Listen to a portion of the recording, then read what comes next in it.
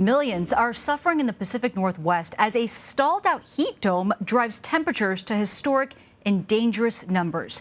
Meanwhile, a separate heat wave is baking the east. Here's Lilia Luciano with the latest. Tonight, the dangerous heat wave is taking a toll on the Pacific Northwest. In Washington, unprecedented temperatures are prompting rolling blackouts in Spokane and causing roads to buckle.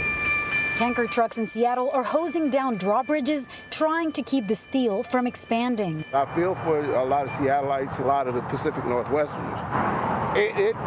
It's rough when you're not used to it. Many public pools are closed because the cement around them can cause serious burns. Most people here don't have air conditioners. This definitely helps. Ken Herman is one of them. Yeah. His home hit 96 degrees, so he rigged this mister in his backyard. Are you thinking of installing an AC? Yeah, I already did the prep work for that, so probably happening before next summer.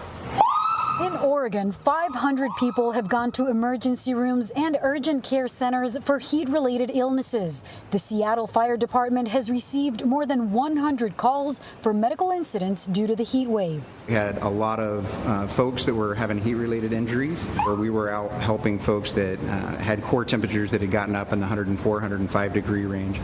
There are new fears tonight about the lava fire burning in Northern California. It's grown rapidly and forced thousands to evacuate. Officials are concerned that the dangerous heat could prompt more fires.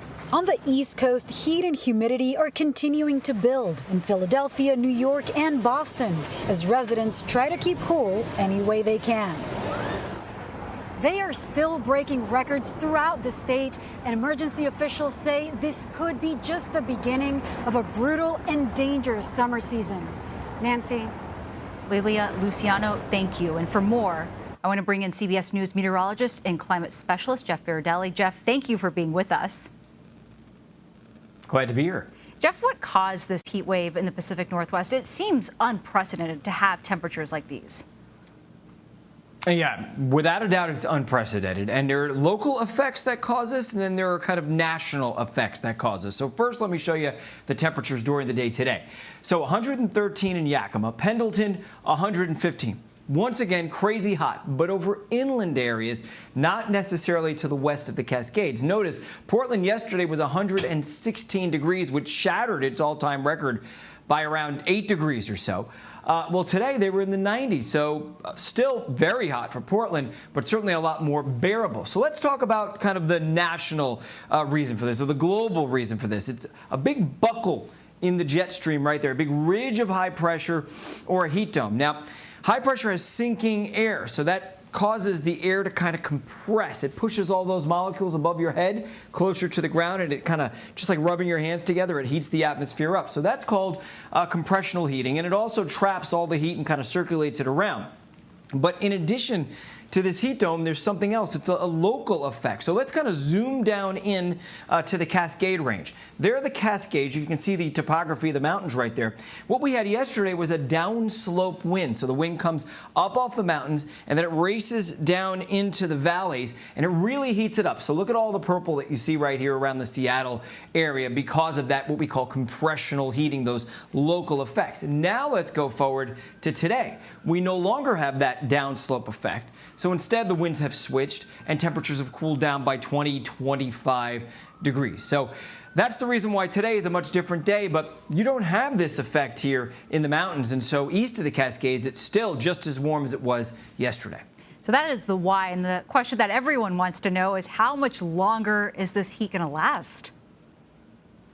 So along the coast and to the west of the Cascades, it's still going to be hot again during the day tomorrow, but not nearly as hot, 85 in Seattle, 91 in Portland. But east of the Cascades, in the Intermountain West, and that goes for eastern Washington, eastern Oregon, also into Idaho and Montana, it's going to stay hot through the weekend, then begin to cool down. And each and every day, temperatures will go down a couple of degrees. So instead of 119 or 120 in Pasco, it'll be 112 during the day on Wednesday. So it's going to get a little better, but the heat wave's going to last for quite a while. I also want to mention, by the way, this is kind of a dual heat wave across the country because of all these undulations in the jet stream. We have a big mountain of warm air in the west, then a dip in the middle, and then another mountain of warm air in the east. Dangerous feels like temperatures in the big cities of the Northeast tomorrow. Philadelphia will feel like 106. Newark will feel like 107 degrees. Boston feeling like 100 degrees. So this actually is going to break as we head into during the day on Thursday as these thunderstorms begin to roll in and a cool front rolls in. So that's good news for the east. Going to take a little longer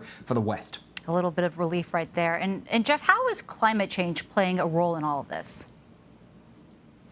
So climate change in the western United States has warmed temperatures by a good 3 to 4 degrees Fahrenheit over the past 50 to 60 years. There's also a theory in climate science. It's been proven in some papers, but there's a lot of back and forth in the science community as to whether this is happening or not. You've probably heard this before, the wavy jet stream. There are a lot of climate scientists who believe that the jet stream is becoming more wavy, and even some saying that the cold air outbreak in Texas during the winter may have been related to climate change because climate change is destabilizing the jet stream, allowing for more of these mountains, these troughs, these ridges and troughs in the atmosphere. So that's one way, but the more obvious way is the fact that we've just warmed the atmosphere by 3 or 4 degrees. And you can see a lot of that warming's happening in the west and the southwest, and because of that, our heat waves start 3 to 4 degrees warmer than they otherwise would have been. This right here is Medford, Oregon, where temperatures have gone up 4 degrees just over the past 50 years or so.